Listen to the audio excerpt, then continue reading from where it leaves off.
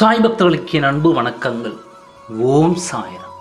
என் அன்பு குழந்தை, மீண்டும் உன் அப்பா உன்னை தேடி வந்துள்ள காரணம், மீண்டும் உன் இல்லத்தில் ஆட்டத்தை தொடங்க இருப்பதன் மூலம் உன்னிடம் ஒன்றை கூற வந்துள்ளேன்.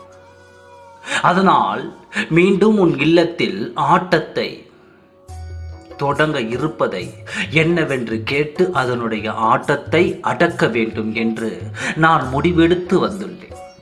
இத்தனை நாட்கள் பதுங்கி இருந்த ஒன்று அதனுடைய ஆட்டத்தை தொடங்க இருக்கிறது. ஆடும் ஆட்டம் இது இறுதியாக ஆட்டமாக இருப்பதால் அதை கட்டுக்குள் வைப்பது சிரமமாகத்தான் வருகிறது. எத்தனை சிரமங்கள் வந்தாலும் என் குழந்தை, வாழ்க்கையை நான் சரி செய்ய வேண்டும் என்றால் எத்தனை துன்பத்தையும் எளிதாக நான் பெற்றுக்கொள்வேன். உன்னிடம் இருக்கும் அந்த வல்லமையும் அந்த நம்பிக்கையும் என் மீது இருக்கும் அன்பும் உன் மனதில் இருக்கும் வரை உனக்காக எத்தனை கஷ்டங்கள் வந்தாலும் நான் அத்தனையும் தாங்கிக் கொண்டு உனக்காக இங்கே போராடி வருவேன். என் அன்பு குழந்தையின் நம்பிக்கையை குறைக்கும்படியான காரியங்களை எக்காரணத்தை கொண்டும் செய்ய மாட்டேன். இந்த தீய சக்தி பதுங்கி இருப்பது எதற்காக என்று தெரிந்து கொண்டாயா? இத்தனை நாட்கள் உன் செவிகளில் அதை பற்றி கேட்காதால் இருந்து விளைவு என்ன என்று தெரிந்து கொண்டாயா? பதுங்கி இருந்து பார்த்தவர்க்காகத்தான் காத்திருந்தது. இப்பொழுது பாயும் நேரம் வந்ததால் அதனுடைய ஆட்டத்தை தொடங்கி இருக்கிறது.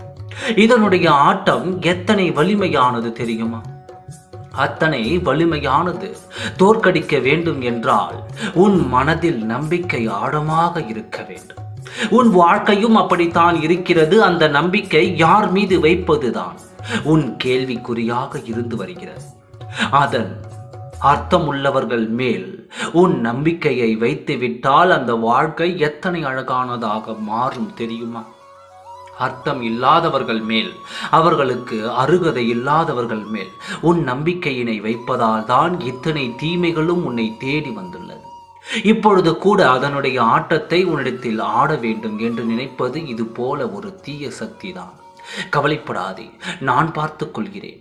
உன் இல்லத்திற்குள் தான் நான் நின்று கொண்டிருக்கிறேன். இதை அழிக்கத்தான் நான் வந்துள்ளேன். உன்னை வாழ வைக்கத்தான் வந்துள்ளேன். யார் இருக்கும் பொழுது தீய சக்தி ஆட்டத்தை காண்பிக்க வேண்டும் என்று நினைத்தாயோ அதற்கு நான் யார் என்று காட்ட வேண்டும் அல்லவா?